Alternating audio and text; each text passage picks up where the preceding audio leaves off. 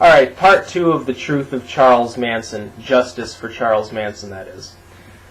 I'm going to go through and give a rough outline of the actual proceedings the night of the Tate LaBianca murders, the 2 nights of the murders.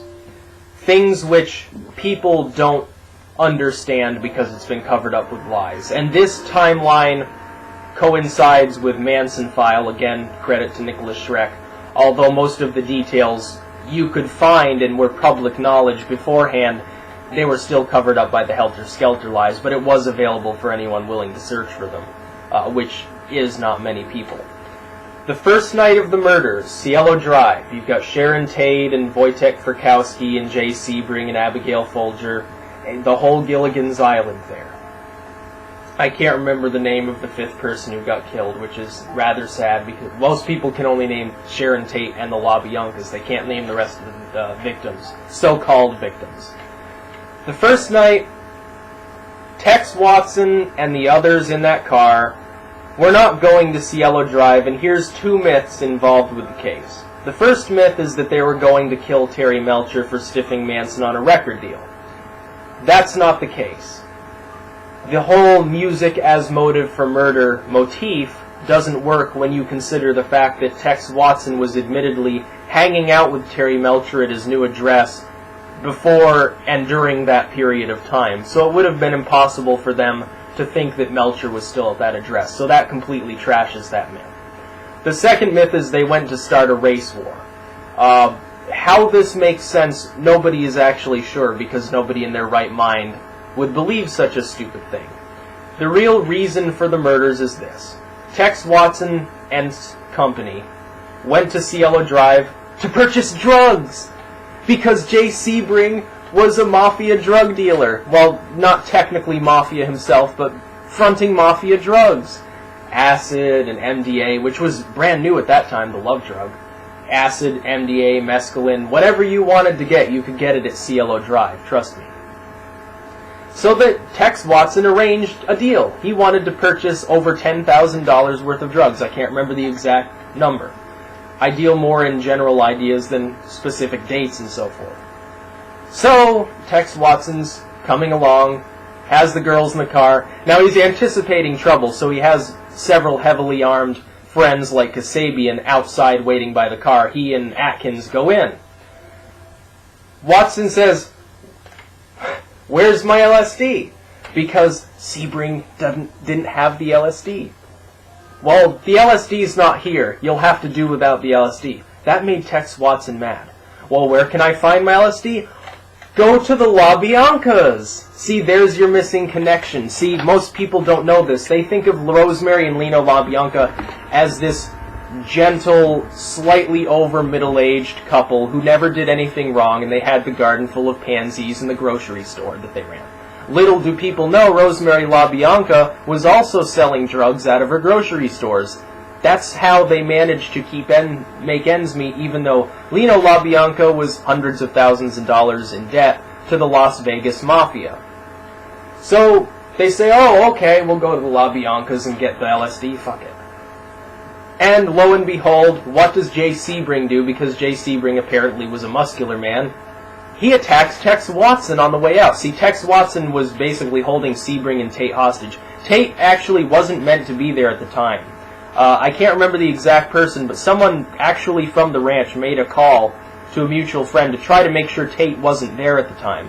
Actually, they probably only wanted Sebring and Frykowski there at the time because then it'd be easier to overpower them if something did go wrong. And of course, both of them were stoned off their gourds, and Abigail Folger was probably stoned too. So in the ensuing mayhem, Tex Watson killed Sharon Tate and Jay Sebring. Well, what are we going to do now? So, they abandon all. They leave the dead. They accidentally killed a 3rd person who was pulling out of the guest house at the time trying to escape because apparently Kasabian slashed him on the hand when he saw what was going down, and so he ended up getting killed by Watson as well. So they killed 3 people. They grabbed all the drugs they could, minus the LSD. Now, see, for reference, they needed these drugs to pay off the biker gang that was leaning on the ranch because of a former mishap involving some bad mescaline. So they come back to Spawn Ranch. Manson's like, what the fuck's going on? He must have been stoned out of his gourd at the time, too. Well, they explain what happens, and Manson's furious because, of course, they left blood everywhere, they left fingerprints everywhere. They fucked up what was supposed to be a routine drug deal, turned into robbery and then murder.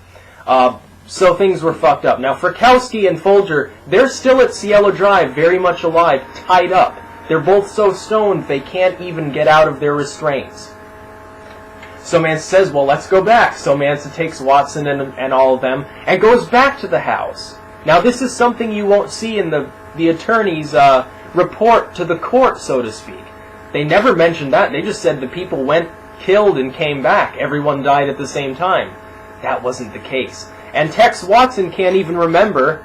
In his testimony and in his memoirs, he continuously reverses, well, oh, I opened the front door, it was unlocked. Oh, I snuck around back and slid a hole in the screen and crawled through. Oh, the window next to the door was ajar and I crawled in. He can't even remember what happened at the night. Now, some would say that's because he was stoned beyond recognition on amphetamines at the time, but surely he would remember how he got into the house.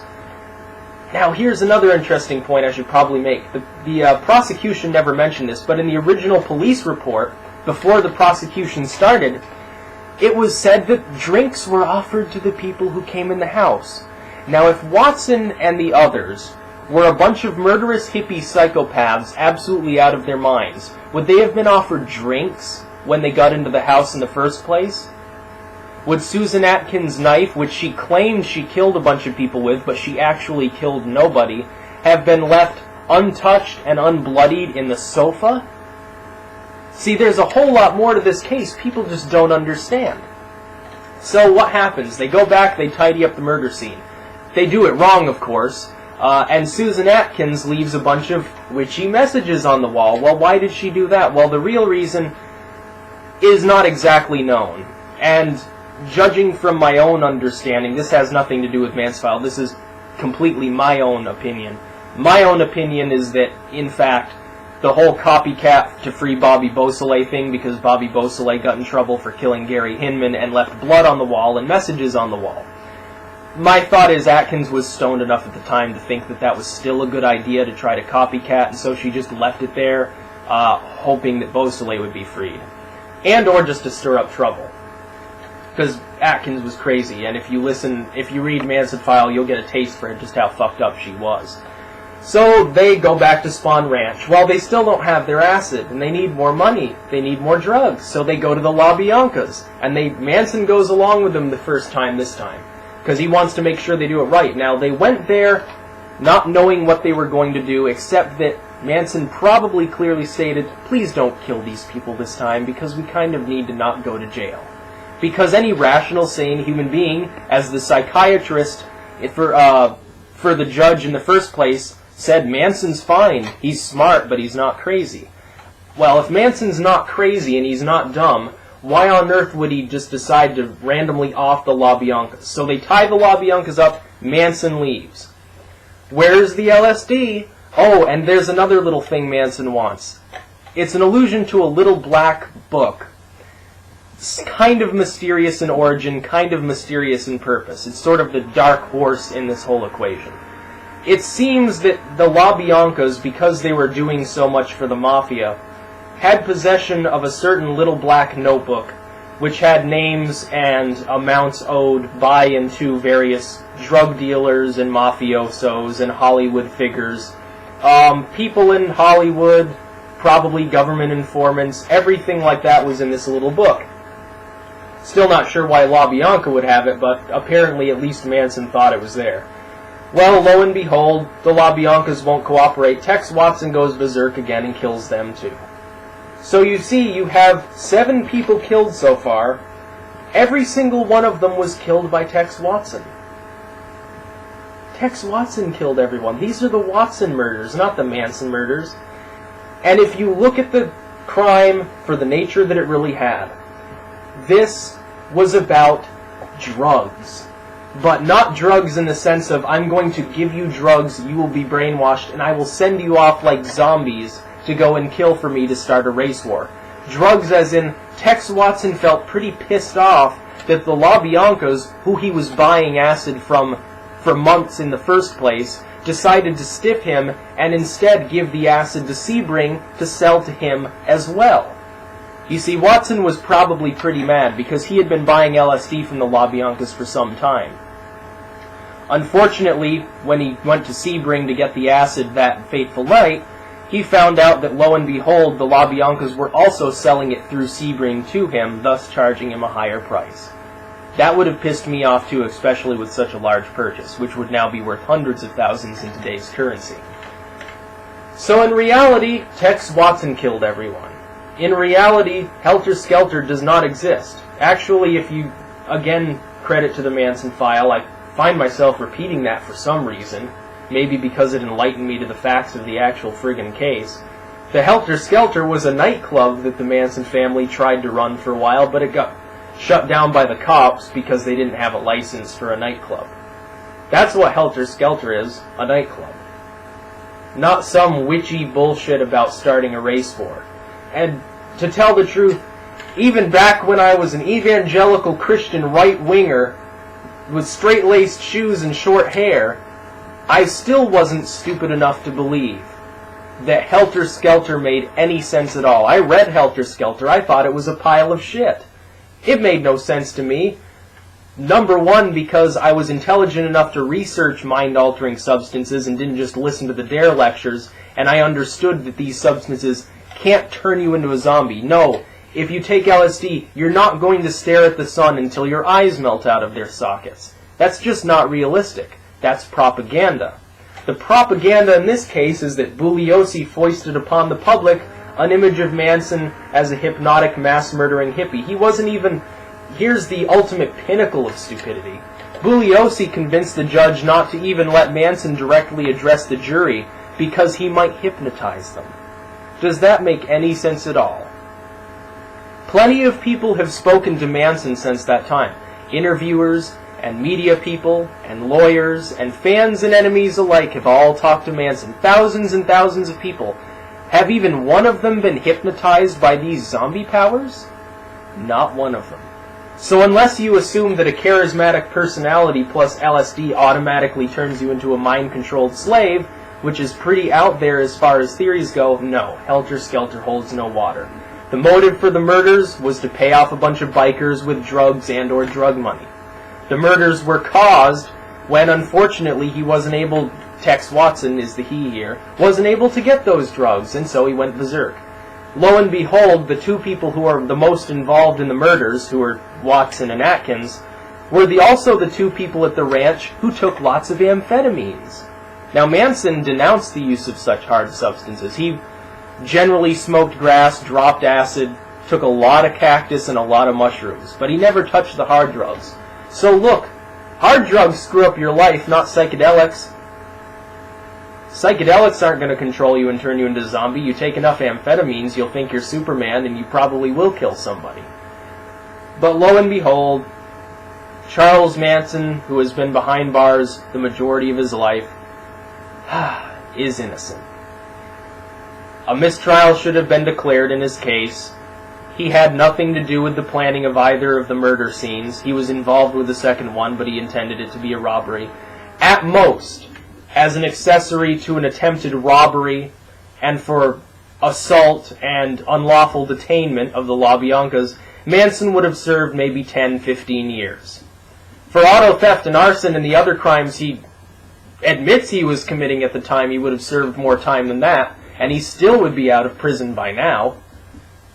Personally, in my opinion, he should go free, and it doesn't help that Bugliosi was even chastised by the other lawyers he was working with as a dude with a complete god complex and an insufferable ass who got in trouble for assault, for illegally obtaining people's addresses and phone numbers to harass them because he thought someone was cheating on, he thought his wife was cheating on him with some other dude, and so he managed to get that dude and his wife's phone number and address and harass them constantly.